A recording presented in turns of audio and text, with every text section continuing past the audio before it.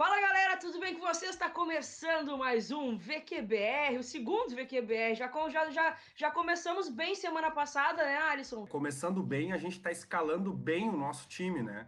A gente tem Bota um bem. nível de exigência, né, na nossa escalação, então a gente está muito confiante para ganhar o jogo, né? O professor fez um bom trabalho e a gente tem um time bem escalado aí. Muito bem escalado, porque o convidado de hoje, cara, o convidado de hoje tem uma relação muito próxima comigo, principalmente. É uma das melhores amizades que eu já fiz na imprensa, quando eu trabalhava na imprensa esportiva. Foi meu chefinho na Band, sabia disso, Alisson? Foi meu chefinho na Band. Um dos melhores Poderoso chefes que chefinho. eu já tive. Poderoso chefinho. E, cara, eu tenho um carinho absurdo por ele. Ele não podia faltar aqui no quadro nacional do Videoquec. Chico Garcia! Fala, Chiquito! Aê! Que honra, que honra. A honra é toda nossa. Muito obrigada por aceitar o convite e participar dessa brincadeira com a gente aqui. Imagina, é um prazer falar contigo. Um abraço ao Alisson aí. A Keck, olha, a Keck carregou muito piano para mim. Foi uma época Fazia o meio-campo ali de volante, Nossa praticamente. Senhora, era uma época de muito aprendizado e nessa época eu era o técnico, né? Eu jogava para ela e dizia, é contigo, ela distribuiu Só o vai. jogo. Não me deixou na mão e carinho recíproco, uma amizade muito legal e fico muito feliz de ver a Keck aí empreendendo e tendo esse canal aí crescendo cada vez mais, uma audiência muito bacana, um engajamento legal, né? Eu tô até nervoso de tentar corresponder à altura aí, né? Não sei Até não sei se eu sou o Isaac, um PP, né, que tá tentando preencher aí a lacuna do Cebolinha, no caso o Fred, que estava aí semana passada. Vamos ver se eu consigo corresponder. Até aparece aqui no videoquê que só é o Renato Portaluppi, é o chefinho ali. Vamos que vamos, então, começar esse papo aí, Alisson. Vai daí. Te acompanhando nas redes sociais, tu é um cara aí multimídia, né? Vamos assim dizer, né? Tu andou meio de molho, né, Chico? Tu tava aí, passou uma semana meio enclausurado aí e aproveitando para fazer um trocadilho, porque a gurizada na internet ela é veloz para zoeira, né? Agora que tu passou desse período de molho aí, dá para dizer que o pai tá on, o Chico tá on pro futebol de novo? Voltou o Chico pro futebol, Chico? Sim. Na verdade, eu tive um desafio de continuar on mesmo estando off, né? E foi complicado, porque eu fiquei uma semana afastado aí com uma suspeita de Covid, que felizmente não se confirmou. Eu tive febre aí uns 2 dias, dor no corpo e tal, mas depois fui medicado e tudo certo, tudo recuperado, só que o futebol não para, né? Desde que ele retomou, ele não parou e a gente tem um compromisso, né, com o público, e isso facilita o fato de eu estar em casa, né? Então, eu ligar uma câmera, acender a luz, contanto que eu estivesse me sentindo bem, né? E em alguns dias o esforço teve que ser um pouco maior mesmo, porque mal-estar, aquela coisa, aquele destempero no corpo e tal, mas não impede a gente... O bom do futebol é isso, né? Eu estava deitado ali com o celularzinho, notebook, assistindo os jogos, e aí depois para gravar o vídeo é um pouco mais complicado, né? Concatenar ideias, selecionar os assuntos e fazer as manchetes e tal, mas ainda assim conseguir entregar para a galera aí nesse período aí, e foi uma semana até bem pujante, né, de Liga dos Campeões, e a galera estava muito afim de saber da Liga, então me ajudou nesse aspecto. Então, nunca estive off, né? Fiquei on o tempo inteiro, apesar das dificuldades. Mas agora já tá 100%, né? Zerado, graças a Deus. Graças a Deus. Chico, vamos começar a falar desse campeonato brasileiro aí que tá bombando. Essa semana a gente teve jogos bem importantes, não tem como não falar de Grêmio e Flamengo, né? Acho que foi um dos principais jogos da rodada do meio da semana aí. Quais são as tuas primeiras impressões do Domenech Torrent, cara? Porque, cara, já tá rolando uma discussão, principalmente na imprensa aí, de que mudou o jeito, não é mais o mesmo time do Jesus. O que tu tá achando dele? E não é mesmo. Eu acho que, assim, eu estou tentando não ser definitivo, porque eu tenho o exemplo do Jorge Jesus, que chegou e realmente demorou para engrenar, até não demorou tanto, né? Porque a passagem dele foi curta, foi 1 ano, e se a gente analisar tudo que ele ganhou ano passado, foi apenas em 6 meses. Então, ele até não demorou muito, mas o começo foi um pouco difícil. Ele tem uma derrota para o Bahia de 3-0, escalando o Felipe Luiz estreando naquele jogo completamente perdido. Depois ele tem o jogo contra o Emelec que ele perde quando ele coloca o Rafinha no meio. Aí ele vai jogar contra o Corinthians pelo Brasileiro, na Arena Corinthians, um jogo que eu estava, inclusive, e foi um jogo que o Gerson estreou. Até não entendi muito bem, o Gerson não era o Gerson, né? Ele não tinha dado certo no futebol italiano. Volta, eu falei, caramba, o Gerson... E até não jogou tão bem aquele jogo. E eu fiz uma entrevista com o Diego Ribas na saída do jogo, em que os jogadores estavam sendo cobrados, a torcida estava no embarque, tinha metido o dedo na cara do Jesus, do elenco de jogadores, então o começo foi um pouco conturbado. Então, com esse exemplo, eu estou ainda dando o benefício da dúvida. Agora, é fato que a liga que aconteceu entre o Jorge Jesus e esse elenco ainda não aconteceu entre o Domenech e esse elenco do Flamengo. E tem outra coisa, né? Tem uma situação interna que tá cheirando estranha, sem nenhum trocadilho aí com o Flamengo, tá? Mas tem um cheiro esquisito aí. O Rafinha vai embora, outros jogadores estão ameaçando sair. Notando o jeito do Flamengo jogar, tem uma questão tática diferente, mas tem um pouco de, sei lá, de impressão, de animosidade, de comportamento dos jogadores. Os movimentos tão diferentes, sabe? O Bruno Henrique não tá com a mesma agilidade, o Gabigol não tá com a mesma assertividade, aí o Everton Ribeiro que tá, sei lá, tentando fazer tudo, é o melhor do time, o Domenech vai lá e tira ele, põe o Vitinho no segundo tempo, algo meio inexplicável, a defesa falhando muito, ou seja, tem alguma coisa errada, que pode ser que se corrija ali na frente, mas visivelmente, isso a gente já pode dizer, não é o mesmo Flamengo. Eu não sei quem foi pior, se foi o Domi tirando o Everton Ribeiro ou se foi o Renato tirando o JP naquele momento do jogo, sabe? Eu fiquei, assim, impressionada. E essa semelhança, assim, das trapalhadas de início de trabalho tem que se falar, porque no primeiro jogo do Flamengo, cara, contra o Galo, terminou com 5 atacantes só com o Arão de meia. Foi um troço assim que parece. A impressão que dá. E no meio de semana eu tive essa impressão de novo, porque ele ficou sem um lateral direito e acabou colocando um lateral esquerdo para jogar, mesmo tendo um de posição moleque, mas tendo um de posição no banco de reservas. A impressão que eu tenho do Domi até agora é que parece que ele não conhece o grupo que ele tem. Não é só uma impressão, a gente está vendo isso. Ele está fazendo alguns testes que. Peraí. Eu entendo você testar, eu entendo você tentar conhecer o elenco, mas algumas coisas, elas são meio óbvias, assim, e que aí falta talvez, porque o Jesus acabou levando os auxiliares, né? Mas falta alguém lá dentro do Flamengo, o Marcos Braz, por exemplo, alguém do futebol que estava aqui dizendo assim, não, peraí, aqui era feito isso, e isso estava dando certo.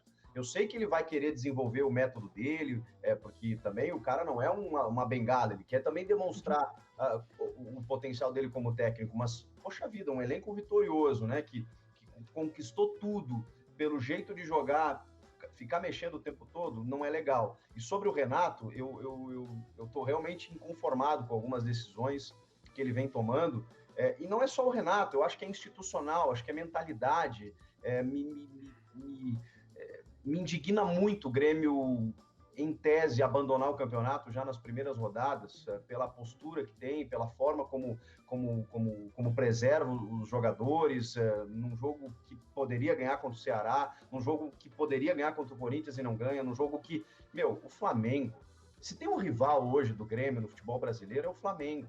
E com todo respeito ao Internacional, eu sei que a rivalidade sempre vai existir, mas o rival hoje do Grêmio é o Flamengo.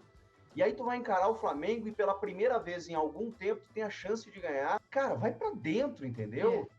Não tinha como não sair com a vitória desse jogo, não ia vingar o 5-0, não é nada disso, mas era o mínimo a ser feito. É derrubar um adversário que ainda tá com o rei na barriga, que ainda é o campeão brasileiro, que ainda é o campeão da Libertadores, que ainda é o Flamengo jogando no Maraca, tu sai na frente e tu deixa empatar num lance bobo. Cara, e não é nem pelo lance, é pela postura do Grêmio no segundo tempo. É pelo Renato tirar o Jean-Pierre e botar o Thiago Neves. Cara, coisas inexplicáveis, assim. Então, foi muito frustrante o que aconteceu no Maracanã. Porque, assim, era o Grêmio saindo na frente, era um jogo que dava para vencer, é um campeonato brasileiro que tá indo por água abaixo mesmo nos primeiros jogos, e era o Flamengo do outro lado. Cara, foi revoltante, revoltante. Uma coisa interessante que tem se discutido no futebol brasileiro, que voltou há pouco tempo, né? É essa questão de treinadores estrangeiros, né? Nós estamos comentando em cima de uma rodada de meio de semana, onde o Autori segurou, né, o Atlético Mineiro do Sampaoli, né? Mas o Sampaoli pelo Galo Mineiro e o Domenech pelo Flamengo, aí para citar os nomes aí. Tu pensa a respeito dessa busca por treinadores estrangeiros, de que maneira, assim? Por exemplo, é o caso do futebol brasileiro, dos clubes estarem buscando novas ideias sobre futebol que saiam aqui da nossa casinha, da nossa aldeia, em termos de esquemas táticos, propostas de jogo, enfim? Ou tu acha que isso é porque se considera que os treinadores estrangeiros, fazendo um trocadilho aí, estão num outro patamar mesmo de competência, né? O que justifica tamanha busca por treinadores de fora aí nesses nossos últimos meses aí do futebol brasileiro? Eu vejo isso com muito equilíbrio. Eu acho que tem caso a caso. E, primeiro, não é qualquer estrangeiro que vai dar certo. A gente viu o Santos com o Gesualdo Ferreira, que foi nesse afã de buscar um português e trouxe um cara que pensava futebol completamente diferente do Sampaoli e que não tinha a menor condição de fazer esse time do Santos jogar. E com todo respeito à história do Gesualdo, que é admirado por outros técnicos portugueses de renome, como Mourinho, Carlos Queiroz, primeiro que ele não teria tempo, o futebol brasileiro não permite isso, e segundo que de início a gente já vê que a metodologia dele era completamente diferente. O Sampaoli, eu vi o primeiro treino dele no Santos, e eu fiquei impressionado. Ele parecia assim um esfomeado, gritando com todos os jogadores no primeiro dia, tá? Dizendo balão, balão, balão, balão, balão, balão, os caras trocando passos, os caras saíram extenuados do primeiro treino. E a gente começou a ver no primeiro jogo que já tinha algo diferente. Que aquela intensidade que ele cobrava nos treinos, os caras mostravam no jogo. Então, assim, você buscar o Sampaoli, que tem um estilo muito característico, é muito característico do Sampaoli, o Galo do Sampaoli, a diferença do Santos do Sampaoli para o Santos do Gesualdo, do Cuca, do Jair Ventura, de todos os outros que passaram recentemente. Então ele tem um trabalho que ele é muito peculiar, ele é muito carimbado, ele tem a assinatura do técnico. É diferente você buscar um técnico assim. Eu não sei se essa obsessão não pode atrapalhar o futebol brasileiro. A gente precisa pensar com a cabeça de lá de fora. E aí traz, por exemplo, o Domenech Torrent, que tem ótimas ideias, que trabalhou com o Pep Guardiola, que é admirado também por jogadores que jogaram com ele, como o Rafinha, no Bayern de Munique e tal. Mas aí ele vem para uma outra cultura, para um outro jeito de jogar, para uma outra exigência. É muito difícil isso. Agora, o Avaí foi atrás do Augusto Inácio, só porque era português, não faz sentido. Agora, o Inter busca o Kudê, que foi campeão pelo Racing, que mostrou um bom futebol pelo Rosário e que queria mudar o seu estilo de jogo depois de quase 2 anos com o Odair Helman. Bom, aí é uma aposta interessante. Eu acho que tem pontos e pontos. Não é agora que o estrangeiro vai ser solução, mas eu também acho que a gente precisa abrir o leque. Vamos com calma. Acho que a gente precisa pensar fora da caixa. O futebol brasileiro está muito decepcionante em termos de estilo de jogo, mas tem ressalvas, tem vírgulas aí. Eu acho que dá para olhar para lá, dependendo daquilo que você quer, e dá para olhar para cá também. Outra coisa que me preocupa bastante no futebol brasileiro é o futebol paulista, cara. Eu tenho visto, assim, jogos horrorosos do futebol paulista. A final do Paulistão foi um troço, assim, que, tipo, o primeiro jogo deu sono. O segundo só foi emocionante porque teve aquele acontecimento no final ali de ir pros pênaltis e tal. Mas, assim, vendo o Corinthians jogar como jogou contra o Grêmio aqui, por exemplo, é assustador, assim. Não sei como é que tu tá vendo de pertinho isso aí. E eu queria entrar muito no Corinthians muito pela questão do Luan também, assim. O que tá acontecendo? O Luan realmente tá perdendo espaço no Corinthians. Como é que tu tá avaliando isso? É decepcionante ver o Corinthians jogar, especialmente pela expectativa com o Thiago Nunes, né? Que mostrou um futebol interessante no Atlético, foi contratado para isso. Mas o Corinthians ele tem uma série de problemas. Primeiro, ele está tentando mudar um jeito de jogar que é do DNA do clube há pelo menos uma década. E isso é bem difícil. Tanto que, até agora, eu vi mais o Thiago se adaptar ao estilo do Corinthians do que o Corinthians se adaptar ao estilo do Thiago.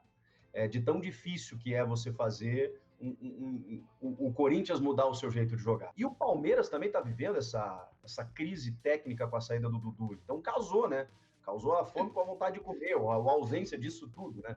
Foi uma loucura. E uma rivalidade muito grande que ninguém queria perder. E aí, de jeito nenhum. Meu Deus, o primeiro jogo, então, foi lamentável. Era uma coisa assim, do tipo assim, eu não vou te atacar muito porque eu não quero correr o risco de tomar um gol. E aí o outro lado também não. E aí ficou nessa... E aí foi para o segundo, um pouquinho mais solto, mas o Palmeiras também está vivendo uma crise de criatividade tremenda. E o Corinthians está nessa de... Peraí, primeiro eu preciso garantir resultado para dar vida para o técnico, para ver se ele consegue mudar o estilo de jogo. No meio disso tudo, tem o Luan, que é a grande expectativa do corintiano. Olhando para o lado, olhando para o outro. E o Luan a gente conhece, né? O Luan não é esse cara, e eu digo muito isso para os torcedores do Corinthians. Cara, não esperem o Luan chegou no Grêmio, saiu do Grêmio sendo criticado pela mesma coisa. O Luan foi campeão da Libertadores, decidindo o jogo na Argentina como se estivesse passeando na Rua da Praia. Ele é assim, entendeu? Só que ele é o melhor jogador do time. Eu não vejo no Corinthians um cara com a qualidade dele. O diagnóstico é meio difícil, assim. Saber se é do Luan, se é o estilo de jogo que não favorece, se é essa parada que arrebentou todo mundo e a gente nota que fisicamente os times estão tendo dificuldades, porque depois da volta eles estão jogando sequencialmente, mesmo com as 5 alterações, muda completamente o escopo do time, e aí dificulta o entrosamento. O Thiago não achou um time ainda, tanto que ele está testando milhares de opções. Ele puxou o Gustavo Mosquito, que veio do Paraná, escalou ele no segundo jogo, pegou o Léo Natel, já botou de titular. O Luan, mesmo depois de várias trocas no último jogo contra o Coritiba, não entrou. Parece que o Corinthians perdeu nesse momento a paciência com ele. Em alguns jogos, ele até foi mais participativo do que o torcedor imagina. Especialmente nos derbys, né? Nos jogos contra o Palmeiras, ele se apresentou muito. E ele deu uma final, no último jogo da final, achei que ele foi um dos melhores, cara. Então, realmente, só que isso já não conta mais. Ele já não tá com crédito bom. Até contra o Grêmio, acho que ele não fez muita coisa, tá? Mas na final do Paulistão, eu vi o Luan buscando bola no Cássio. Eu vi um Luan participativo, aquele Luan que não se esconde do jogo, sabe? Que se apresentou, terminou lá todo ferrado, lesionado e tal. E a crítica daquele jogo foi porque ele não bateu o pênalti. Mas peraí, vocês não conhecem o histórico do Luan em pênalti? Exato. Mas o corintiano tem muito isso, né? Que o gremista tem um pouco também.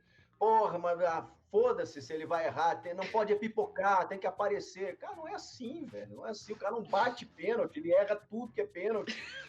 Pô, ele tava com o joelho sangrando lá, sabe? Enquanto o Chico dá uma sorvida no mate amargo, é só uma perguntinha, essa erva mate é daqui do sul, Chico? Tu importa ela? Não importa, eu vou num mercado gaúcho aqui, que é o que me salva. Gaúcho também tem para todos os cantos, né? Em São Paulo tem quase uma colônia gaúcha aí, né? Tem até Zafari. É onde eu busco, que tem um perto da minha casa aqui no Morumbi, é onde eu busco uma cuca, uma cueca virada. Coisa boa. Fecha os olhos e volta para a estância, né? Volta para a terra. A torcida do Inter tomou um baldaço, um trocadilho aí, de água gelada. Eu gostei dessa. Ela foi ruim, né? Não, foi boa. Ai, meu Deus. Tomou um balde de água gelada, de água fria, com essa lesão do Guerreiro, né? E eu não sei, aí, se não vai levar um segundo balde de água gelada com a contratação do Pato para o lugar do Guerreiro. Tu me diria que seriam um balde de água gelada ou 2 que a torcida levou essa semana na reposição do Guerreiro aí? Então, o ano é 2020 e a gente ainda fala na possibilidade do Alexandre Pato ser tudo aquilo que a gente espera. É inacreditável. Mas, incrivelmente, ele ainda tem 30 para 31 anos. É incrível isso. É uma pena, né? O Guerreiro começou o brasileiro muito bem, tinha uma expectativa muito grande, porque o time está se encontrando, fez uma boa parceria com o Galhardo ali, e não adianta, o Inter teve que ir ao mercado, não tem jeito. Cara, o Alexandre Pato, ele ainda é uma incógnita, né? Me estranhou muito essa saída do São Paulo, porque ela foi muito repentina, assim, foi uma coisa meio... Ele até não começou o ano como titular, mas ele aos poucos foi entrando nos jogos e conquistando a titularidade e virou meio que um cara de confiança do Diniz e elogiando o Diniz e o Pato Careca, a torcida abraçando e não sei o quê, e tá. E aí, de repente, o time começou né, depois da volta, né? O time teve algumas dificuldades, acabou perdendo para o Bragantino em casa, daí depois aquela eliminação para o Mirassol, que foi muito sofrida, muito sentida. E aí a informação é que internamente o comportamento do Pato não agradou. Do que eu vi esse ano, ele não está tendo lesões, ele continua sendo um cara de ótimo posicionamento, ele continua sendo um cara, assim, com boa possibilidade ofensiva, mas ele precisa de parceria. E ele precisa de um choque. Ele precisa de alguém que, sabe? Não sei se será o Kudê, não sei se será o estilo de jogo do Inter, não sei se a identificação com o fato dele ter começado ali, porque ele disse que estava voltando para o São Paulo por amor, estava voltando para casa. E ele voltou, aí a vida pessoal dele também influenciou, porque ele casou com a Rebeca, que mora aqui em São Paulo, então ele se estabeleceu aqui. Só que tudo isso, cara, gerava uma grana absurda, né? O São Paulo fez um contrato com ele que ano passado estava legal, mas a partir de janeiro deu um gatilho aí que ele começou a ganhar 3 vezes o que ele ganhava. E aí, quando você não corresponde, né? O São Paulo fez uma avaliação de que, vem cá, não tá rolando. A gente tá pagando por um Cavani aqui e o que a gente está tendo é o Paulinho Boia entrando no jogo. Não tá rolando. Se ele chegar motivado, aquela velha história que, eu tô cansado de falar isso. Se ele chegar motivado, bola ele tem, não sei o quê, Eu não tenho como prever se vai ser mais um balde de água fria, mas vai ser de novo a saga da expectativa pelo Pato. Cara, vou te falar que eu tava preocupada com os últimos 2 anos do Diego Souza. Imagina os últimos 5 os 5 não, mas do é Pato. que em 2015 não tinha TikTok ainda, na verdade, né? Eu acho que pode ser. Tem isso também. Ô, Chico, vamos projetar a próxima rodada do Campeonato Brasileiro já nesse final de semana. Eu separei 4 jogos aqui pra gente ficar de olho, tá? Flamengo e Botafogo, Inter e Galo, Vasco e Grêmio e Palmeiras e Santos. Vamos tentar ajudar a galera que faz aquele site de apostas aí. Vamos chutar uns placarzinhos. Vamos nós 3 aqui, pode ser? Inter e Galo. Cara, eu acho que vai ser um jogo maluco, movimentado, 2-2. Pois é, eu acho que são 2 times que vão muito louco um para cima do outro, né? Mas eu acho que o Atlético Mineiro perdeu, o São Paulo vai estar mais louco ainda, e eu acho que o Atlético Mineiro vai levar essa. Mas eu acho que um 2-1 pro Galo aí, eu chutaria. Eu aposto 2-1 pro Galo também. Flamengo e Botafogo, Chico. Ih, rapaz, o Botafogo empolgou, né? Empolgou, ganhou do Galo e o Flamengo, vou te falar, o Flamengo, hein? Mas o Botafogo eu acho que é freguês do Flamengo, cara. Eu acho que dessa vez dá Flamengo. Vou no 1-0 Flamengo. Eu vou botar 2-0 Flamengo. Fecho contigo. Eu acho que o Flamengo tá azeitando a máquina aí. O Botafogo vai entrar felizão e eu acho que o Flamengo vai conseguir ganhar aí com o Domi. Vasco e Grêmio. Jogo no Rio? Jogo no Rio. Mistão do Renatão. Nossa, tá com cara daquele 2-1 Vasco. Irritante, aquele 2-1 irritante, assim, sabe? Eu acho que vai ser irritante, vai ser aquele jogo complicado, mas eu acho que vai dar um empate, cara. O Grêmio gostou do empate, né? Mais um empate, Jesus. Mais um empate. Empatou com o Corinthians, empatou com o Flamengo e eu acho que vai levar um empate e o Renato vai dizer que o time jogou bem e que tá bom, então. Cara, eu não aguento mais empate, então eu vou colocar 1-0 com gol do Tassiano. Azar. Essa é pra ganhar dinheiro no site de aposta. Gol do Tassiano ainda, tá bom? Vamos nessa. O Renato mandar um abraço pra ti na coletiva, dizendo só até que concordou comigo, porque ele põe o Tassiano em todo jogo, né? Em todo, o Tassiano virou a solução. Tá entrando o Tassiano. Exatamente. Palmeiras e Santos. Ih, rapaz, esse aí eu vou chutar sem medo de errar. 0-0. Cara, eu acho que o Palmeiras vai ganhar esse jogo, vai ganhar... Eu vou usar o mesmo placar, assim, que é um placar de defesa, assim, eu acho que vai dar 2-1 pro Palmeiras. Cara, eu vou botar 1-0 pro Palmeiras, mesma coisa que foi contra o Atlético Paranaense, assim, jogando mal, mas fazendo 1-0 ali pra dar mais uma enganada e o Lucha continuar mais um pouquinho no Verdão. Continuar o projeto. continuar o projeto. Projetar, então, Alisson, aí a final da Champions? Então, vai dar Bayern ou vai dar PSG, Juliette e JBL, Paitaon. Quem é que tu aposta aí, Chico, para essa finaleira aí da Champions? Cara, o roteiro tá tão desenhado, né? Tô até com medo não medo, assim, né? Mas a gente sabe que o futebol nos surpreende toda hora, né? E essa final da Champions, pela forma, com jogos únicos aí em Copas do Mundo, de estilo Copa do Mundo, tá meio diferente, assim, né? Tá legal, né? Eu tô gostando. Tá bacana, tá muito legal. Pô, jogo único, cara, é fantástico, né? Porque os dois times vão pro ataque, tudo pode acontecer até os 90 minutos. Vários jogos sendo decididos no finalzinho lá, quando falta a perna, entra a qualidade, pum, 8-2, né, do Bayern no Barcelona, uma coisa absurda.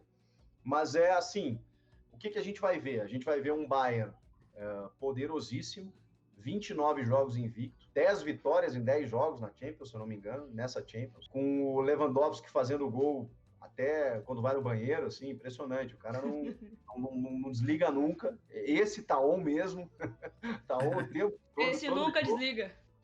Nunca desliga. Tanto que quando tá 2-0 pro Bayern, assim, 3-0 e não tem gol do Lewandowski, você sabe, pô, vai mais.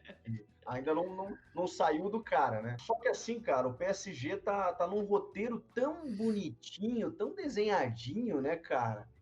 Pô, o Neymar pela primeira vez não se lesionou, não desfalcou o time, como foi contra o Real, contra o Manchester. O Mbappé tá voltando, o Di Maria jogou muito o último jogo, o Thiago Silva pode fazer o jogo de despedida dele.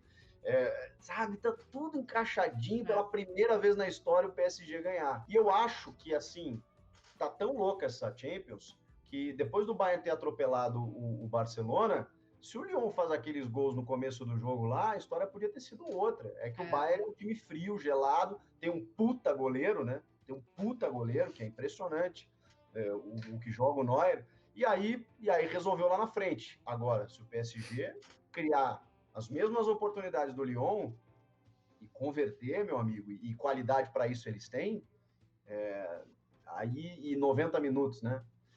Enfim, todo esse preâmbulo para dizer que o Bayern é favorito, mas eu acho que vai dar PSG.